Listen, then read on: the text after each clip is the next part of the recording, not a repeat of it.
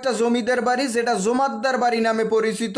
এই জমিদার বাড়ির প্রতিষ্ঠাতা ছিল সফদার আলী জমাদ্দার। এই জমিদার বাড়িরও ব্যাপক নামডাক এই বামনা উপজেলায়। এই জমাদ্দার বাড়ি আওয়ার পরে একটা জিনিস মোর বারবার মনে হইতেছে, ওই যে আগিলে একটা কথা আনলে যে পুকুর ভরা মাছ, গোয়াল ভরা গরু, গোলা ভরা ধান, মানে প্রাচীন একটা ঐতিহ্যের কথা জানান দেয় আর কি।